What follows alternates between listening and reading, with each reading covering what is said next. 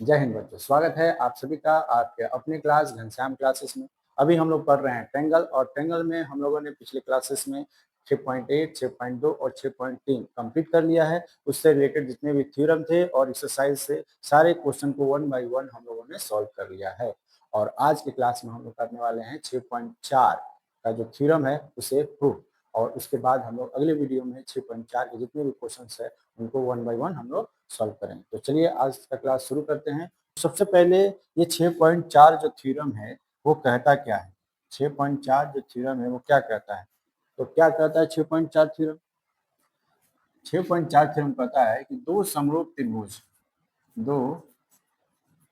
समरूप त्रिभुज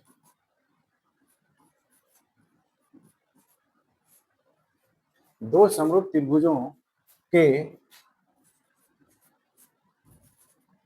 क्षेत्रफलों का अनुपात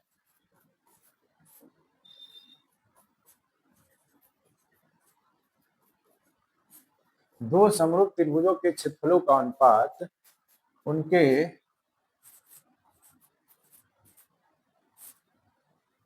संगत भुजाओं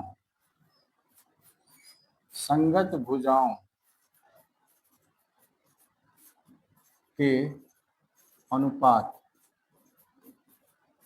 के वर्ग के बराबर होता है।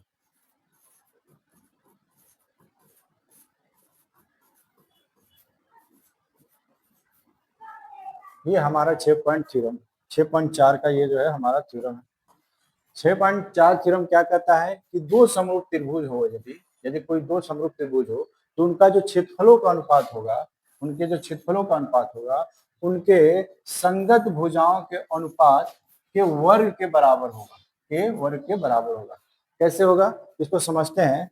जैसे मान लीजिए दो त्रिभुज दिया है,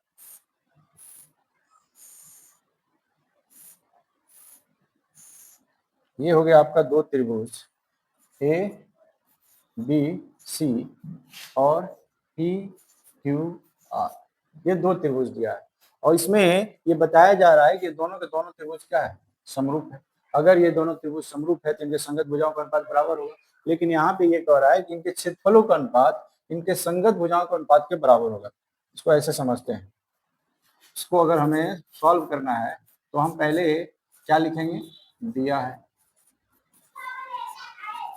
तो सवाल में ये जो थ्योरम है, इस थ्योरम में क्या दिया है कि दोनों के दोनों त्रिभुज समरूप है। दिया है कि त्रिभुज ए बी सी जो है वो समरूप है त्रिभुज पी क्यू आर का, ये चीज दिया हुआ है। ठीक, हमें सिद्ध क्या करना है,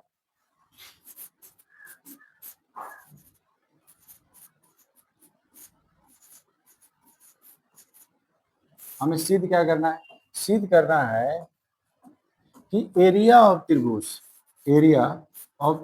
ए बी सी बटा एरिया ऑफ त्रिभुज पी क्यू आर, ये दोनों त्रिभुजों के क्षेत्रफलों का अनुपात इनके संगत भुजा मतलब ए बी बटा में पी क्यू, बी सी बटा में क्यू आर और ए सी बटा में पी आर के वर्ग के बराबर। कहने का मतलब है कि ए बी बटा में पी क्यू का स्क्वायर बराबर बी सी बटा में क्यू आर का स्क्वायर बराबर ए सी बटा में पी आर का स्क्वायर। ये हमें सिद्ध करके दिखाना है। ठीक है, हमें ये सिद्ध करके दिखाना है कि एरिया ऑफ त्रिभुज ए बी सी बटा एरिया ऑफ त्रिभुज पी क्यू आर जो होगा वो ए बी बटा पी क्यू का स्क्वायर बराबर बी सी बटा क्यू आर का स्क्वायर बराबर ए सी बटा पी आर के स्क्वायर के बराबर होगा। ठीक है, तो इसे सिद्ध करने के लिए हम क्या करेंगे, रचना करेंगे। तो हम लोग कर लेते हैं रचना में हम लोग क्या करेंगे कि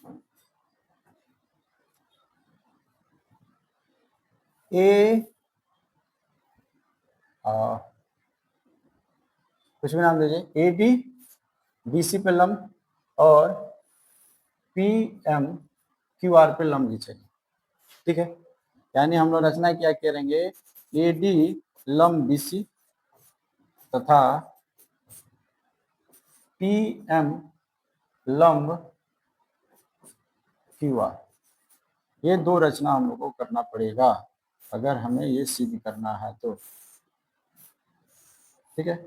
अगर हम लोग लंब खींचते हैं तो क्या होगा, यहाँ 90 डिग्री बनेगा, यहाँ भी 90 डिग्री बनेगा, इधर भी 90 डिग्री बनेगा, इधर भी 90 डिग्री बनेगा। ठीक है, अच्छी बात है। चलिए अब हम लोग शुरू करते हैं इसको प्रूव करने के लिए।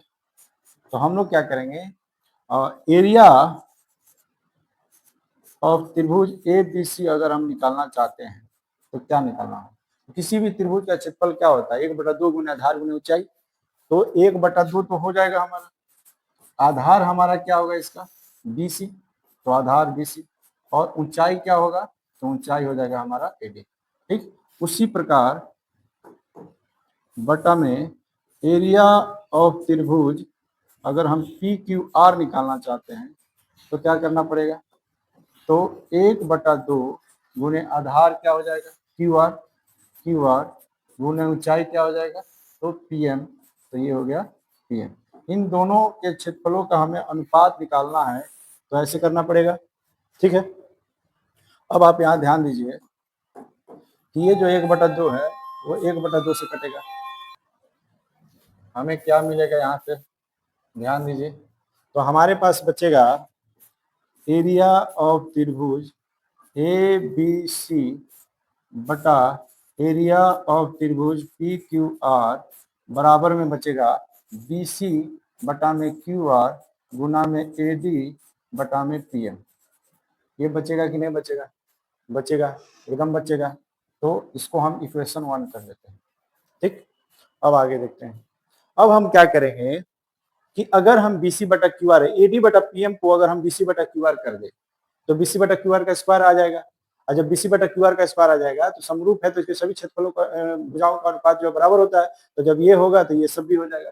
तो हम क्या करेंगे कि AD बटा PM को BC बटा QR के बराबर करने के लिए हम ये दो त्रिभुज लेंगे, हम त्रिभुज लेंगे ABD, त्रिभुज ABD और त्रिभुज PQM। इस दोनों त्रिभुजों को हम कोशिश करेंगे समरूप करने के लिए। ठीक, तो हम त्रिभुज लेते हैं, त्रिभुज ABD तथा त्रिभुज PQM में हम समरूपता की कसौटी खोजेंगे इसमें। तो समरूपता की कसौटी में हमें क्या मिलेगा, तो सबसे पहले तो हमें ये मिलेगा कि ये भी 90 डिग्री, ये भी 90 डिग्री, क्योंकि ये जो है इस पे लंब है और ये इस पे लंब है। यानी पहला मिलेगा कोण ADB जो है वो बराबर होगा कोण PMQ के, क्योंकि दोनों के दोनों 90 डिग्री है। तो ये हमारा पहला एंगल मिल गया, पहला ये दोनों त्रिभुज में पहला एंगल मिल गया बराबर। एक और एंगल चाहिए, तो आप ध्यान दीजिएगा, यहाँ पे लिखेंगे चूंकि त्रिभुज ABC बड़ा वाला और समरूप है त्रिभुज PQR, ये जो है बड़ा वाला दोनों त्रिभुज जो है क्या है, समरूप है, तो इसके संगत कोण भी क्या होंगे, बराबर होंगे। यानी इसका कोण B जो है इसके कोण Q के क्या होगा, बराबर होगा। तो जब ये समरूप है तो इसलिए कोण B जो होगा वो बराबर होगा कोण Q का। ये एक और एंगल मिल गया, तो दो एंगल मिल गया तो काफी है, हम लिख सकते हैं। इसलिए साइड, इसलिए एंगल एंगल समरूपता से, इसलिए एंगल एंगल समरूपता से त्रिभुज ABD जो होगा वो समरूप हो जाएगा त्रिभुज PQM का। ठीक है, हम लोगों ने इसे क्या कर लिया, तो ये दोनों छोटा वाला जो त्रिभुज है इसको हम लोगों ने समरूप कर लिया, और जब समरूप हो गया तो इसके संगत भुजाओं का अनुपात बराबर होगा, इसके संगत भुजाओं का अनुपात क्या होगा, बराबर होगा। इसलिए AB बटा में PQ जो होगा वो बराबर होगा आपका AD बटा में PM, AD बटा में PM होगा कि नहीं होगा। हम ये नहीं ले रहे हैं, हम सिर्फ ये ले रहे हैं, ये वाला का अनुपात इसके साथ और ये वाला का अनुपात इसके साथ बराबर होगा कि नहीं होगा, ये त्रिभुज में होगा। तो हम ये ले लिए, इसका नाम दे देते हैं हम समीकरण 2। ठीक, ये मिल गया हमारे पास। अब ये बताइए, चूंकि त्रिभुज ABC बड़ा वाला त्रिभुज, देखिए बड़ा वाला त्रिभुज ABC जो है वो समरूप है त्रिभुज PQR का, है कि नहीं है, ये सवाल में दिया है कि नहीं दिया है कि ये जो है वो समरूप है, ये सवाल में दिया है। और जब ये समरूप होगा तो इसके संगत भुजाओं का अनुपात बराबर होगा। तो इसलिए क्या AB बटा में PQ जो होगा वो BC बटा में QR के बराबर नहीं होगा। AB बटा में PQ, BC बटा में QR, AC बटा में PR होगा। हम दो ही ले रहे हैं, ठीक है। तो यहाँ से ये मेरा समीकरण हो जाएगा 3।